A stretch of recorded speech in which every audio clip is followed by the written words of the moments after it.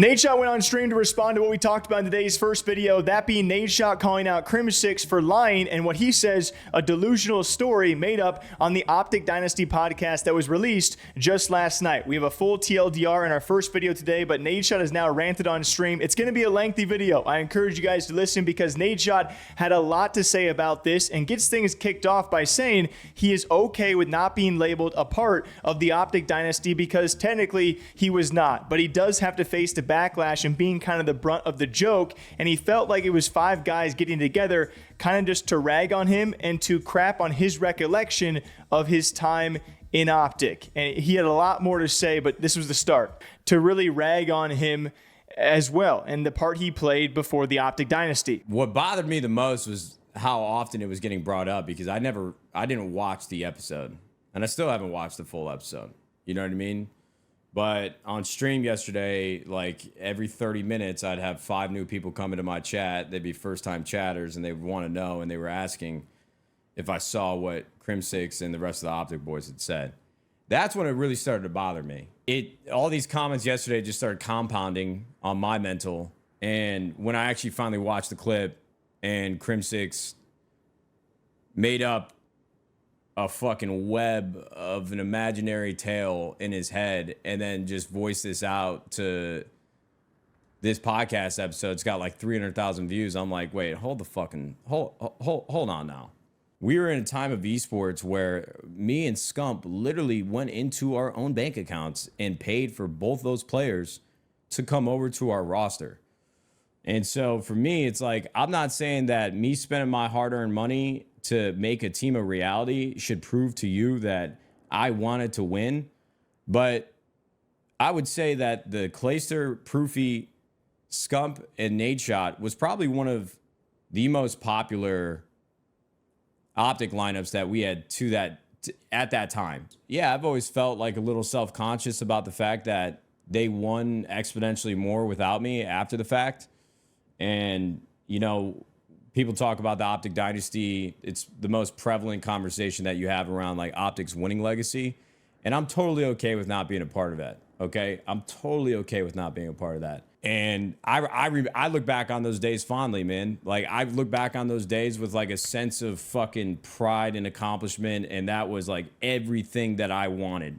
And, you know, I really wish we would have won champs. I really do. Like who would have won the world championships, especially when you're the favorite and you've been dominating the entire year. And they go on to win so much more. I get that. But then 8 years later, like the 3 people that I can like say that I shared this memory with and we did it together, they go on like a 5-minute rant about how they didn't want me on the fucking team.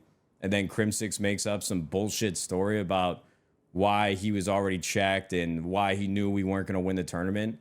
That is completely fabricated. So like it just took this awesome memory and accomplishment that I had with 3 other people, and I just felt like the boys were just taking turns just beating the living shit out of my recollection of what happened. He also importantly does clarify that Crimsix did reach out, and we talked about those tweets where Crimsix said, hey, can you call me, or I sent you a text. He confirms that Crimsix did reach out and apologize, which I think is important to mention early on in all of this, but Nadeshot is not ready to respond and talk with Crimsix yet. And then he further says these guys should have just jerked each other off and talked about the OpTic Dynasty, so he was confused why he was even brought up. Crimsix sent me a text. He apologized. He wants to get on the phone. Just being honest with you, I have not responded to him. I haven't tweeted him back. I have no desire to talk to him right now. You know, when I get over this myself, I'll gladly talk to him. I thought me and Crim, you know, have become friends over the years. And I think that's still the case. But I have no desire. Like the guy's a fucking maniac. So you know, I'll accept his apology and talk to him when I'm good and ready. Because that's the whole thing, is like, I don't even think my name was gonna be brought up, bro. This was the OpTic fucking Dynasty. This was the team that everybody wanted to hear from. And I guess it's not a full comprehensive story, I suppose, if they don't bring me up, but Crimsix is the one that brought me up out of fucking left field, out of absolutely nowhere. They should have just sat there, jerked each other off, talked about the OpTic Dynasty. Leave me out of it, bro. Everybody leaves me out of it already, but 8 years later, you got to just drag me right back in and talk some shit. Like, go fuck yourself. You know what I mean? Like, how did I become a part of that story?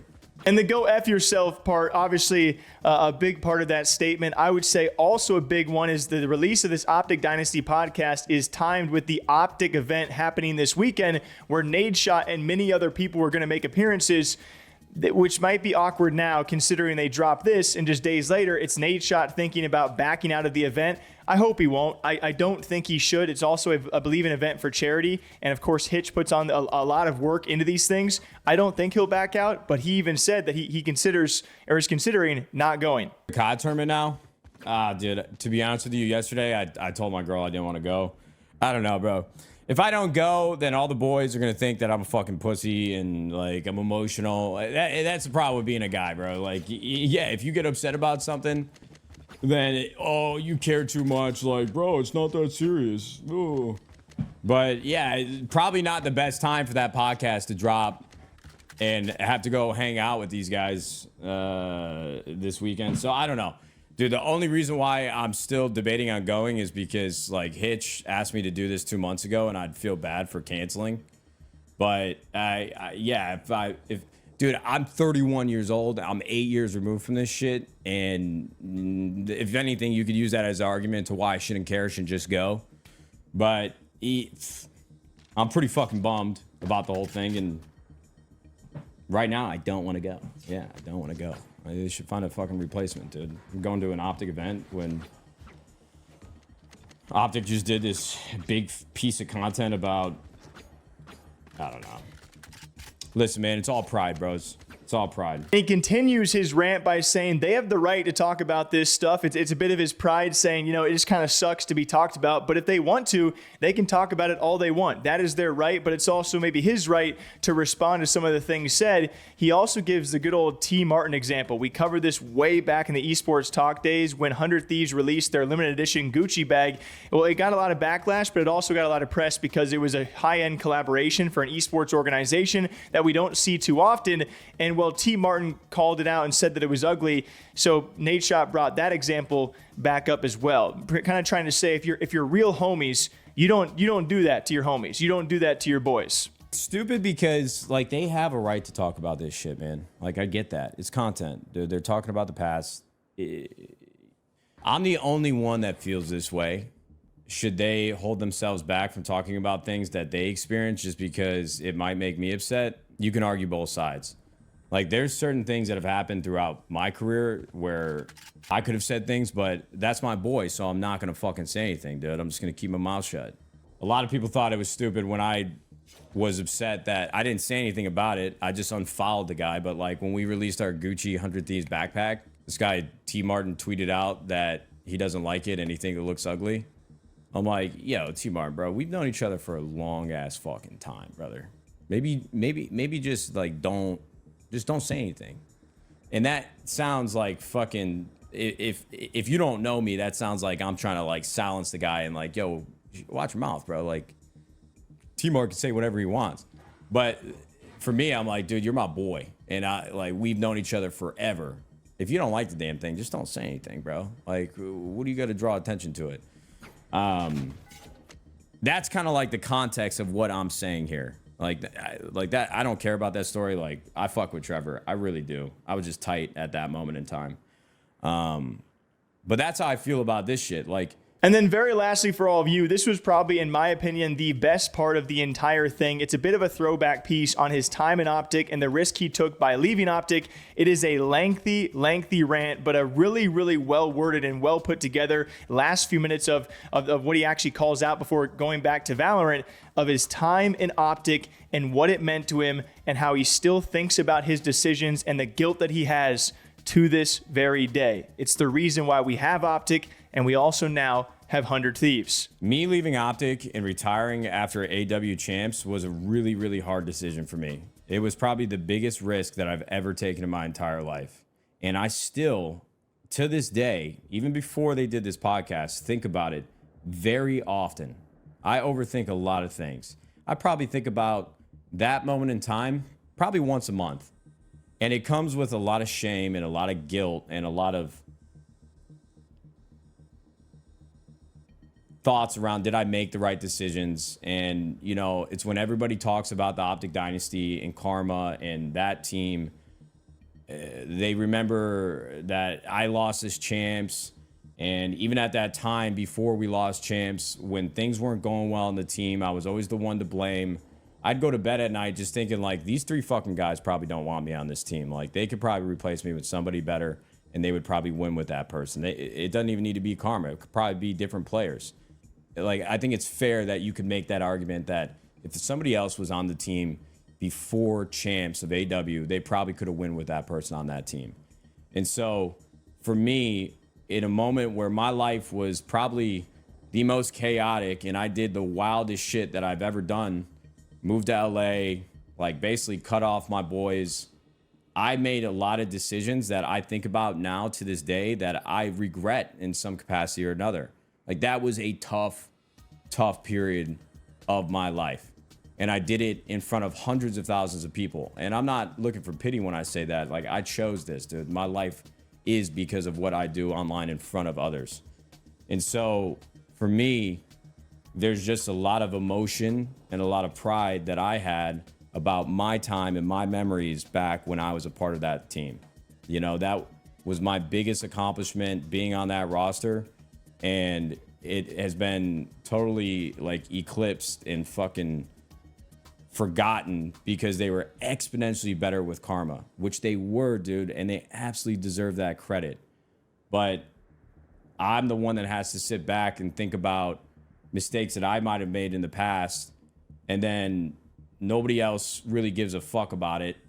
And then 8 years later, Crimsix comes out and makes up an entire story about where my priorities were, what I actually cared about, and what I wanted to accomplish, and why he played poorly. We all played poorly, whatever. So there is just a lot of ego and pride and resentment that I hold to this situation because of all of the time that I've spent over the last 8 years thinking about that team. That's it. So anybody wants to say that I sound emotional, yada, yada, yada, you're fucking right. I do, man. Like, I'm a competitive person, bro. You think I want to be a footnote on that fucking team's legacy? I am, bro, and that's okay. They were a better team. But that shit was super important to me, man. And that was like my dream come true. And so to have like 3 of my old teammates who I won it with sit there and talk about that, and the fact that nobody wanted to be on the team, yada, yada, yada, yeah, this shit just kind of strikes a fucking nerve, okay? So that's it. That's it. Now let's hit Immortal today. And all in all, I'll keep it brief and short for you guys. I kind of gave my emotions, my response in the first video. I do not see either of these guys differently. I would imagine they're going to probably clear this off stream and not bring any more of it online. It would be weird for Crimsix to make up this story out of nowhere and to bring it up. So if that is the case, Nadeshot has all the right to be pissed off. Regardless of that, I didn't really see this as that big of a deal and until Nadeshot made the response. That kind of made it the big deal. But I don't know what it's like to be in his shoes, get the DMs and responses and comments that he gets every time OpTic and the Dynasty is brought up. I don't know what that's like. I think it was really well worded from him. Crimsix also apologized, so I got no ill will towards either side, and hopefully this is the end of it. But man, it was juicy. You know that. What do you guys think? What side do you fall on? Till next time, drink up for me, okay? Stay hydrated. We'll see you back here soon.